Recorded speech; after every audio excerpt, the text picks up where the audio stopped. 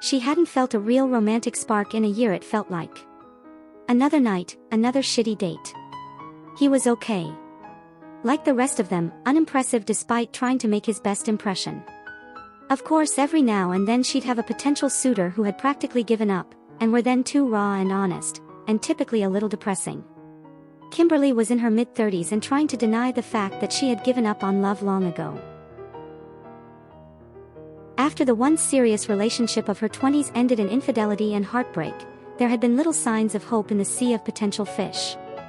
She argued with herself that she was too quick to find the next first date than pursue any of these men for a second. In the back of her mind though, she had a list. There were 5 of them, occasional booty calls. No one involved considered these sexual relationships as anything romantic or beyond sex. But of these 5, Kimberly thought there might be one who would make a fine life partner. In the deepest tunnels of her heart, she knew she wanted to settle down with some semblance to love. She often thought, maybe she should just pick one and run with it. There were machines watching her at all times. The smart TV in her living room, the smartphone in her palms, the little monitor on her fridge, the surveillance algorithms recorded data for our corporate overlords constantly. Kimberly, alone in her apartment, ate ice cream and watched a show recommended by some streaming service that knew her preferences while she was sending flirty, meaningless texts to a handful of potential romantic partners. They wanted to know if she wanted to have fun. She was secretly wondering which would make the best dad for her future kids. Of them, one was rich and charming but full of himself. Another was fantastic but never available except on random weekend mornings. One wouldn't leave her alone once she showed him an ounce of kindness, and another would be great if he wasn't so secretive about their job. And then there was a wild card named Jake, an aloof artist that intrigued her, but seemed too drunk and broke to be worth too much of her time.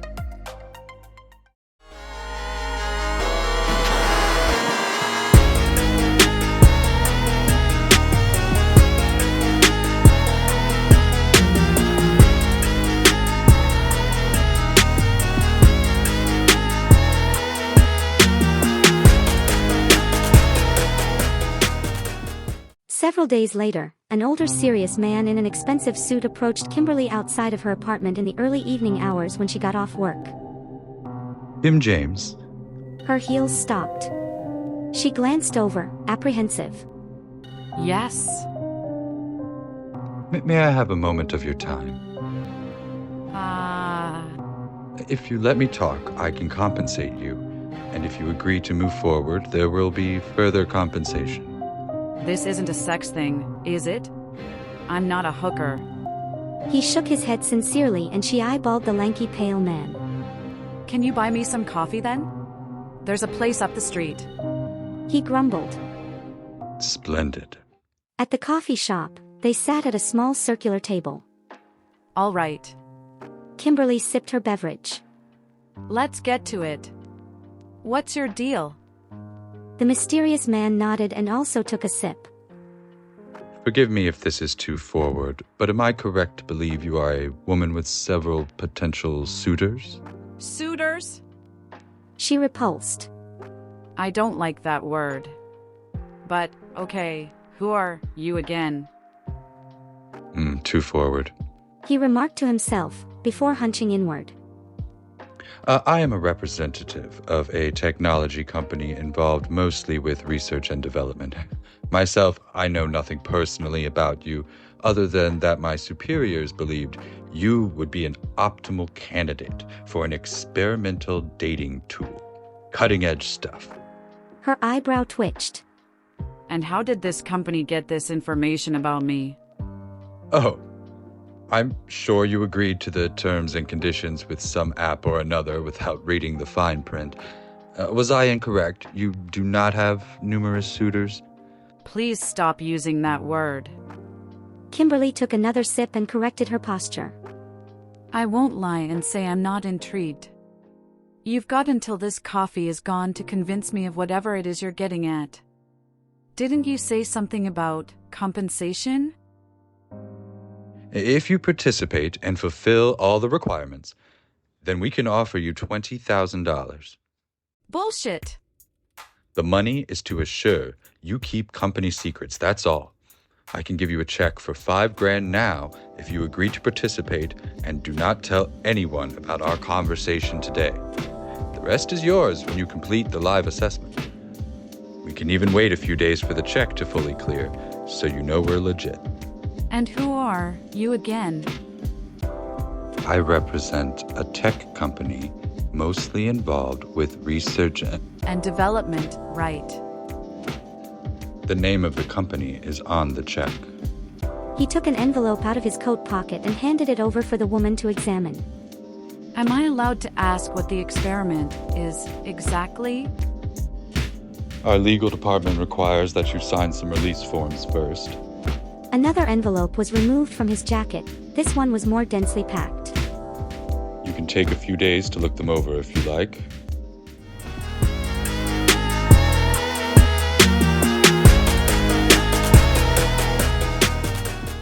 The woman reviewed the documents the next day and took the check to the bank to deposit thereafter. She wanted to confirm with the teller that the draft wasn't forged. From what Kimberly could discern, the experimental dating tool would allow her to meet digital representations of her real-life suitors and discover aspects about these men that they wouldn't normally reveal about themselves. These characteristics would be voluntarily offered by holograms of the actual men. Although intrigued, she rightly had some doubts. More than a month went by before she received an address in the mail. She was able to schedule a convenient time via an encrypted message. Another week went by before Kimberly James found herself on the 40th floor of a skyscraper downtown. The office where she waited felt very fancy. The smell was sterile like in a laboratory. What have I got myself into? The lanky pale man from the coffee shop entered the large corporate room. Thank you for your patience, Miss James. We're ready to begin. Moments later they were walking down an empty maroon hallway. So you've reviewed the summary? Yes. And do you have any questions? Just one. She said. The man glanced over at her slightly, still walking down the hall. Did these, suitors, did they consent to this? They agreed to the terms and conditions, I'm sure. He answered bluntly. The artificial intelligence did its best to create an accurate representation of these men based on their private internet habits. Ideally, the digital projections should be a more honest version of the real human. And if they are lying, well, then it should be rather blatant. He reached for a door's knob as they arrived at the end of the hall. But please keep in mind that this whole program is in the preliminary testing phases. There might be some bugs. Bugs? The suit motioned for the woman to have a seat at a wooden desk in the middle of an odd, dimly lit space. Ignoring her last vocalization, he concluded. Also, remember, you have probably agreed to have a hologram of yourself similarly appear before some of your potential matches. When you agreed, the original terms and conditions allowed us to track you down as a promising candidate. Huh?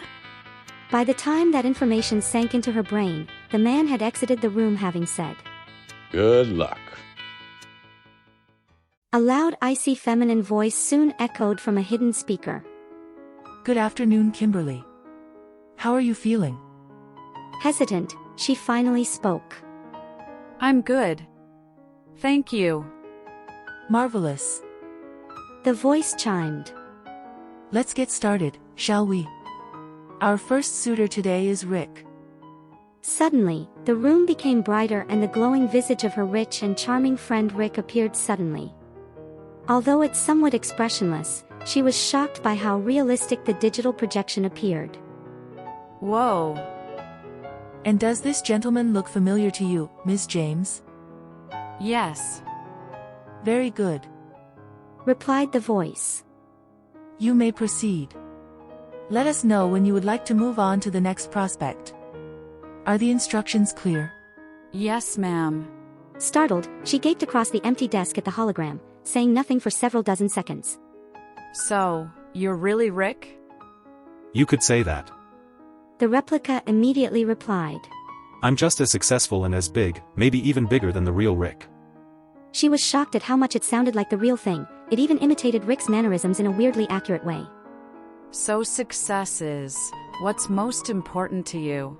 Deep down, she had never been the biggest fan of the actual man's personality, but such was easy to ignore when he took her on such extravagant dates. It was his money that made his faults easy to overlook. Hearing the raw lust for material success come so plainly out of the hologram's digitized mouth turned her off instantly, nonetheless. I don't even really care about actual success. The fake Rick chortled. Honestly, I just want to look successful to the people around me. I want my neighbors and my mom to know how important and smart I am. Actual success is stupid, I don't even know what that means. Rather, I am desperate for everyone to think I am successful. I happily neglect those that I love in this pursuit. I look in the mirror every day and tell myself what a big important boy I am. I tell myself that I am the most successful, best life insurance salesman in the country. I like making others feel little and less important with my big bank accounts and nice cars. Stop talking! She cut the hologram off. Following a pause and a shudder, Kimberly wondered. Do you even want to be with me? Oh yes. The machine quickly answered. You are very pretty, and if you were my wife, it would show everyone how successful I am. We could make kids, and that's what every big boy gets when blessed with success. Are you really this gross? I am not gross. I double down on gratitude every time I have a rainy day. He affirmed like a confident toddler. I'm the best big successful boy in the county. That's not gross. Next! Kimberly yelled. The room grew dim again. The three-dimensional projection of Rick's form vanished with a flash. Are you ready for the second suitor? Do I get the rest of the money if I quit now? No. You must complete the assessment. Then I'm ready, yeah. The test subject replied. Bring on number 2. Next in line, the advanced prototype digital projector displayed a hologram of Steve, including his stupid cheap haircut. Hello. Hi, Steve. Hi, Kimberly. Well, you're easy to deal with. Let's see if this thing works. Why are you almost never available? Oh, I'm married. What? And I have 2 kids. Jesus Christ. I really only get away a few mornings where I can do what I want. My wife goes to her parents and then does some shopping with the kids, and that's when I try to sneak over to your... Next! The three-dimensional projection then portrayed a tall, skinny man with black hair. Luke? Are you fucking kidding me? What's wrong? The hologram asked. She shouted at the ceiling. This is ridiculous! And then the woman shifted her focus towards the device's holographic projection. Why do you like every single one of my social media posts? Why do you text 3 times a day when I haven't responded in weeks? What do I need to do to get rid of your ass? The hologram giggled. I follow you home from work twice every week too, and have been watching you from my car from far away on several of your dates. When I can find you, that is. Okay, next! The feminine voice in the intercom inquired. Would you like to take a break before continuing? No! Kim stated. Let's get this over with. And next was John. Secretly her favorite. Kim, John, what can I do for? do you actually like me? She wondered. Would you want to have a family and be in love with me? Oh yes. The simulated man said. With you, most certainly. The lady's face briefly relayed a sign of relief. After staring downwards at the pristine desk on which her elbows rested, she remembered what made her uneasy when spending time with John. She asked.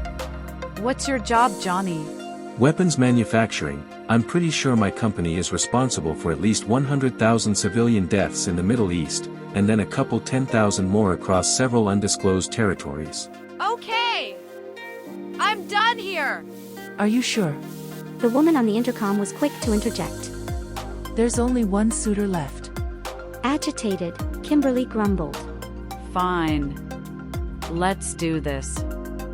And then Jake appeared before her, looking even more disheveled than normal. Hi.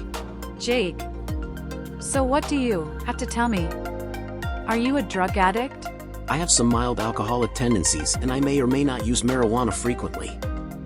I keep that part of myself off of the internet. The test subject smiled. And your art, is that why you're busy all the time? Yeah. Or I'm writing poetry or trying to think of something clever to text you. I usually can't come up with anything I think is good enough. So you're not married or have a girlfriend? Nope. And you don't have some weird obsession with success? If I can keep drinking, making art, and spending time with you. The digitized face smirked the same way Jake would. That would be the most successful life I can imagine. Okay! I'd pick him! Can I go now? Yes, Miss James, thank you for your time. Please fill out the survey about your experience before leaving and our assistant will provide the remaining $15,000 payment. Without saying a word, Kimberly stood up and left. Over the next several weeks, the actual person named Jake ignored the few texts Kimberly sent him. She had cut things off with the other 4 men, who either owned up to their misgivings or tried to deny them vehemently, or in Luke's case, required a restraining order. Jake was invited to participate in the secret study as well. Although he had concerns about the invasion of privacy, there was no way he could turn down 20 grand. Like with Kim, 5 potential women were manufactured as digital representations of themselves. When he met with Kimberly's hologram, he asked, So how do you spend your free time? I work most of the day. Her cheerful replica replied. And then I come home and text a handful of guys and try to meet new guys and go on dates. No hobbies or passions? Mostly just work and sex. And I love ice cream. Jake smirked pitifully. A beautiful poem formed in his head. He moved on to the next hologram and eventually picked 2 of the other women, who in turn did not pick him. No one ended up going on a single date due to the experiment. It was considered a failure by our corporate overlords.